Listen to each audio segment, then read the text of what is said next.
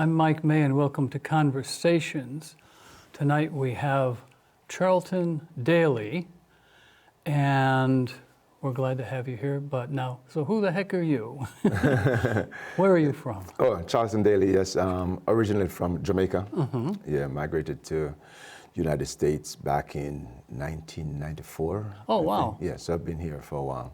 Yeah. And now, what brought you to the States? Oh, well, my wife, presently now, she came back to Jamaica, got married to me. Oh, okay. Yeah. We're high school sweethearts, if you recall that. We're friends in high school. She was here for some time, then she came back to Jamaica, and that's why I ended up in Connecticut. So you met in Jamaica? Yeah, in high school in Jamaica. But then she came here, but then she couldn't live without you? Yeah, well, yeah, we lost contact for some time, and then miraculously we got connected back together. Yeah, and then one thing turned to another. We got married, then moved here. And now, what do you do for a living? I'm a pastor. Yeah, before I was a cabinet maker, but now I'm a full-time pastor. Was this in Jamaica, a cabinet maker? Yes, I did that in high school. Oh, no kidding. Yeah, start working right out of high school. Oh. Yeah. So and and now you're a pastor. Yes. I know. Wasn't there another carpenter who went out and started preaching a lot? I seem to remember famous that. One, right? A famous guy. Yeah. Yeah. I'm sure that'll come to me. So now, how did this come about? Going from carpentering to pastoring? Oh well, yeah. So I did cabinet making or carpentry in high school. My family poor, so I had to provide for myself because the position we're in after high school. So went straight to work. After a few years, got saved, became a Christian, start assisting the pastor there in Jamaica. Okay. I got saved 19, so by the time I was about 21, I was preaching. Okay. Yeah, without any formal training, just God just opened up the scriptures to me. I even amazed myself. Yeah, so I knew it was all God. So on-the-job training. Yeah, on-the-job training. Yeah, Okay. yeah. And this was like a local church in Jamaica? Yes. Yeah, local Okay. church. Yeah. Okay. So were you like the youth pastor? Yes, I was like the youth leader. Youth youth leader. leader. Yeah. Okay. Yeah. All right. We didn't use the title of youth pastor, but the yeah, youth leader. Yeah. And then assisted my pastor. Okay. Yeah. Okay. So now you're 19. You became a Christian. You're 21. You have some more. Taking on more responsibilities. Yeah. Now, at what point did your present wife or your future wife come back? Okay. We got married in 90. Oh wow. 96. Yeah. 90. No, I moved here in 96, so we got married in 94. Sorry, I moved here in 96, so we got married in 94, and then I moved. Yeah, 2 years after we got married. Oh, so she came back to Jamaica, you got married in Jamaica, and then you both decided to come back to the States? Yeah, she was still here while I was in Jamaica. Oh, okay. Yeah, then she filed for me afterwards. I see. So she kind of came on her. Yeah, right. I don't want to say coattails. I don't know what the word is, but yeah. So yeah, like she sponsored me to be sponsored. That's the word. I'm looking for, because now you're married. Yeah, so we're married. Yeah, all right. So she. I know she can't live without me, so I had to move here to be with her. From Jamaica to Connecticut, though. Yeah, and it turned out. I mean, initially, personally, I wasn't really interested in coming to live here. But after moving here, I liked it. I liked it when I moved here after, Now, what does she do? She's a nurse. Oh, no kidding. Yeah. Oh, wow. Where is she? She works with DPH, the state of Connecticut. Oh, okay. So when you see those people being investigated in the nursing home and hospital, she keeps people in check. I better not say anything. Yeah, she keeps people in check. Yeah. Okay. So now you've moved from Jamaica. You're settled in Connecticut. She's working as a nurse. Yeah. And so now, what did you do when you first? Yeah. So came initially, here? when I came in, the first year I worked with a mail processing company, and then a year after, I got a job with a large cabinet making company in Avon. Yeah. Oh, in Avon. Yeah. So you went. Okay, so your cabinet making came in handy. Oh yes. And, Okay. and it turned out the experience I had in Jamaica caused me to fit in real good here. Okay. I was doing very well. It was a great experience then. Then we started a church. I was attending a church with her initially, yes. Then And where was this? This in Hartford. Okay, so you're working in Avon, you're attending church in Hartford? Yes.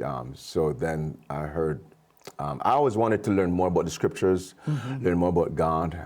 I heard that they had an internship program for those who weren't able to go off to a college. I said, I want to check this out, just to learn more. Went through the program. You had classes on the weekends, and then you also had an internship with a pastor at the same time. So I'm getting hands-on training at the same time. Now, was this something that particular church was running, or the denomination? Yeah, the denomination. Yeah, you make sure people who come and want to go into ministry get trained. But I personally just wanted to learn more. Yeah, then by the time we get to the end of it, I'm going to start a church. Okay. Now, what church was this that you were? Church of God, or denomination is called Church of God. So and this was in a Church of God in Hartford? Yes, okay. 339 Blue Hills Avenue. It has now relocated to further down Blue Hills Avenue. It's called Rehoboth Church of God. Okay, all right. Yeah. Okay, so now you're there, you're getting some training. Yeah. And? Yeah, so part of the training process is they will put you with another pastor somewhere else. I got connected to a pastor who just taught in the ministry himself. So I was able to do a lot of work. I became his youth pastor, associate pastor, and we worked together to build the ministry there. And now where was this? This was in East Hartford. East Hartford. Now we're in East Hartford because I... Tullen Street. 91 Tullen Street. Okay, I used to, great. I probably drove by it a zillion times. Yeah, there's a church still there. The church is still there right now. All right, so you're working at that church. Yeah, then after a while, I kind of outgrew where I was, so God placed in my heart to start a church. So I said to my wife, we're going to start a church. So I told the pastor, I'm leaving just myself, my wife, and our 2 children. Oh, now you had children at that time? Yeah. We had 2 children at that time. Right. And so we started meeting in a living room in East Hartford. I was living in East Hartford. And then we started renting the conference room at the Resident Inn by Marriott, or by Buckland Hills Mall. Okay, Yeah. Okay. Yeah. So we're there doing both. Then after a while, we moved to a community center in East Hartford, Larson Community Center in Mayberry Village in East Hartford. Then afterwards, we moved to Hartford. Oh, okay, bouncing over. Yes, on Weathersfield Avenue, just across from Buckley High School. Oh, good grief. Oh, my goodness.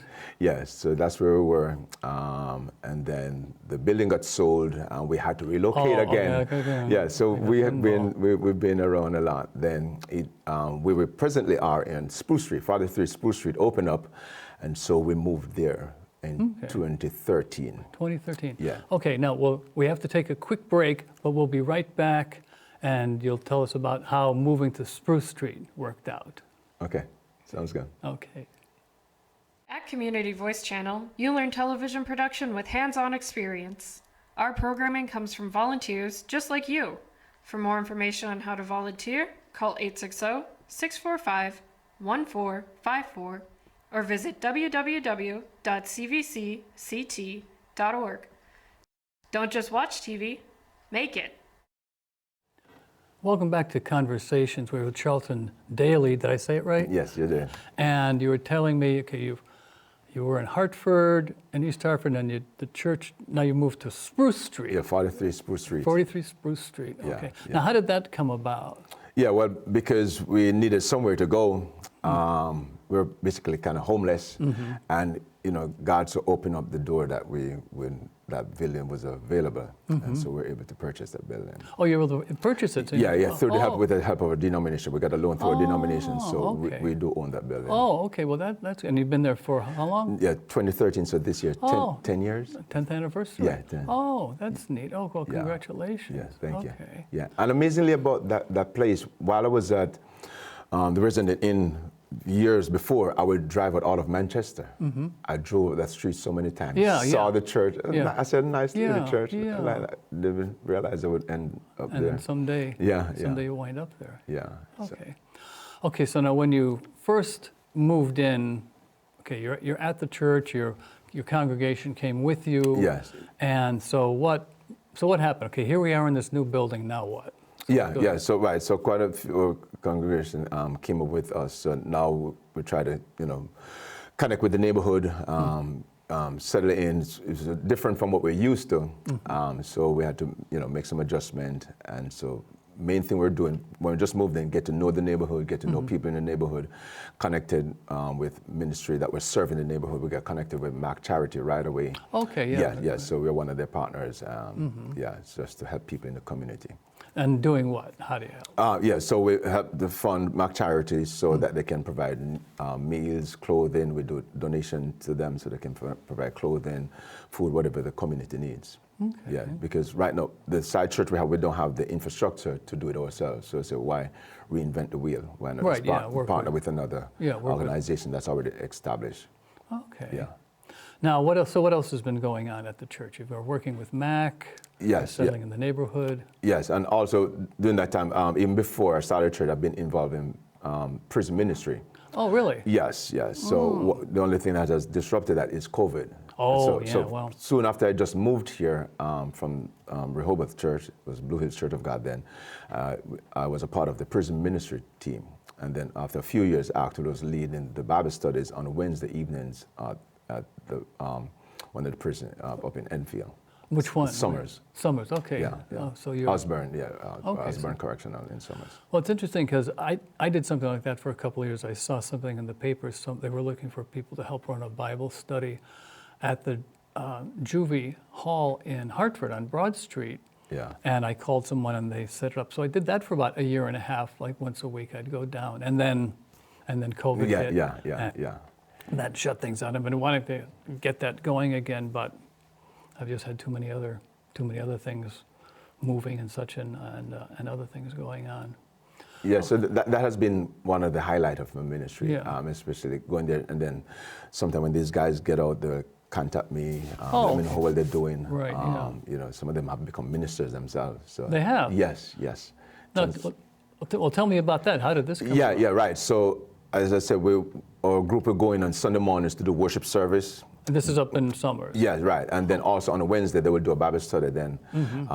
The gentleman that was leading that, he retired, moved. So then I took over on Wednesdays. So we're going up on Wednesdays for 3 months on, then 3 months off to do Bible studies. So sometimes we got 200, 100. Really? Yeah. Oh, that's large good. Bible Wow. study. Yeah, that's good. Larger than my congregation. Yeah. So just to see their lives change. I mean, yeah.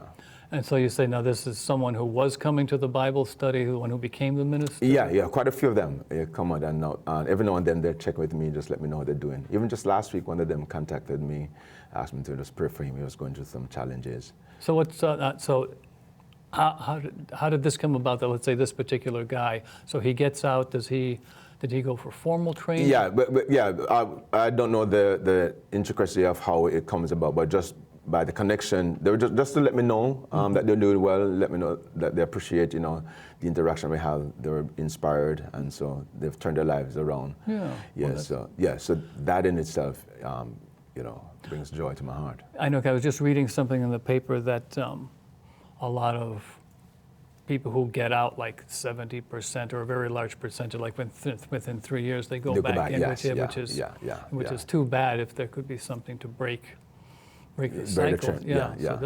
So right. So one of the things I always encourage them to do when you get out, get connected with a positive group. Don't go back to the group that you're with, I know because if you got to replace a bad habit with a good habit. And so Okay, now you've been there 10 years. Yeah.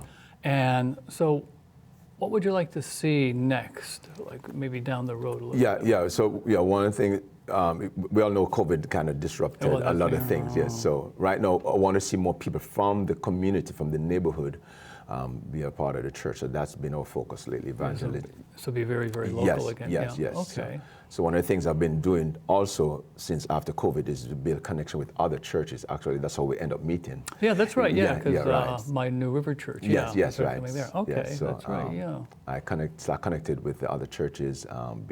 Became a part of a pastors' meetup that we do every third Thursday of each month. So getting to know the pastors. Got to know your pastor. Yeah. Right. Doug, he came and spoke at one event we had. So just building connection with the pastors in the neighborhood, get to know the neighborhood even more, connect with people even more. Because really love to see some people walk over, because we're not a large church, so we don't really have much parking. Oh, that's so right. We You're right on definitely, Spruce Street. Yeah, that's a problem. Yes. So we definitely. Back in the days when there was a little church in every neighborhood, and people would walk the church over there. That's right. Yeah. Right. It's one of those neighborhood church. Yeah. Okay. Yeah. Now,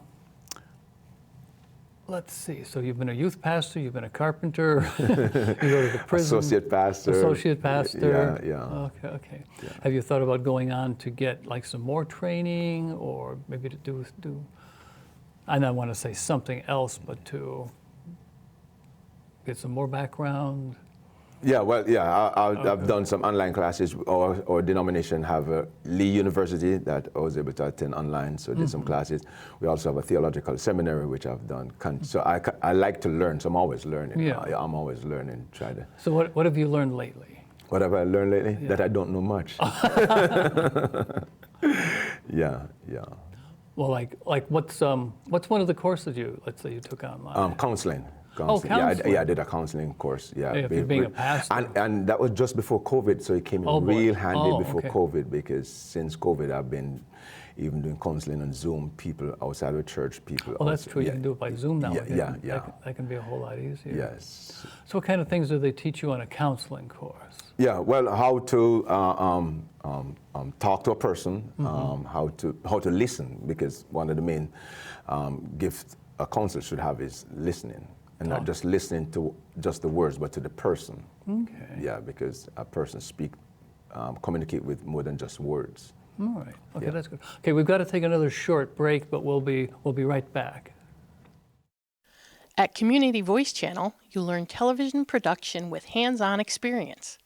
Our programming comes from volunteers just like you. For more information on how to volunteer, call 860-645-1454 or visit www.cvcct.org.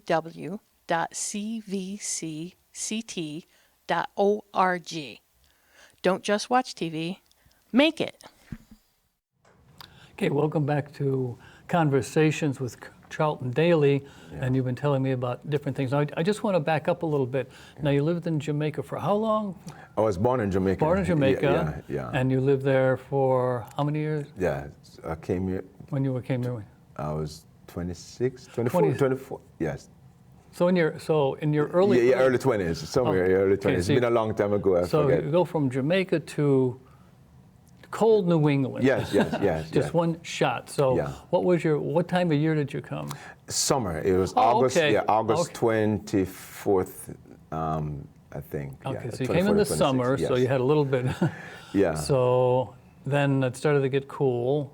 Yeah. And what was your response? Yeah, actually I like the cold. Really? People are amazed when I say that. I'm from Jamaica, but I do like the cold. Oh, really? Yes, I do enjoy the cold. I mean, my friends would ask me, "Are you sure you're from the island?"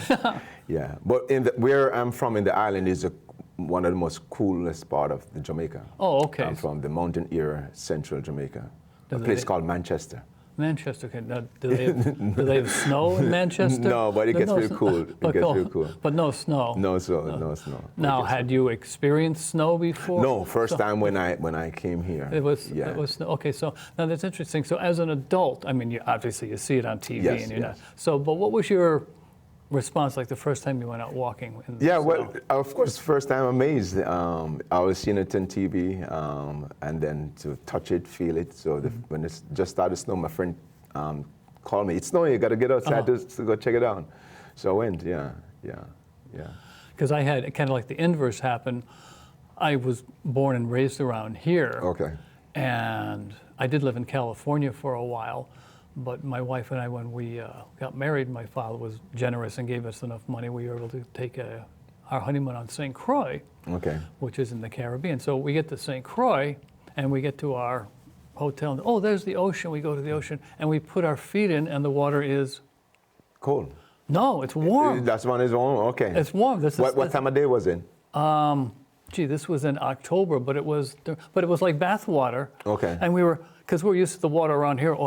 So we were just wearing like our shorts and stuff, but And we just jumped in. Yeah. We said, the water's warm, the water's warm. This is Yeah, well, ocean water.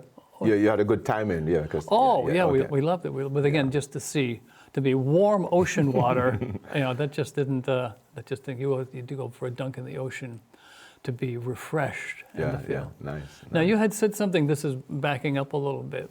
You're from, because someone was, for a sound check, they asked a random question. You say, what did you have for breakfast? So for me, I have like a protein shake or something like that. Yeah. But now, what did you have for breakfast? Fried dumplings. Fried dumplings and what else? And plantain with eggs.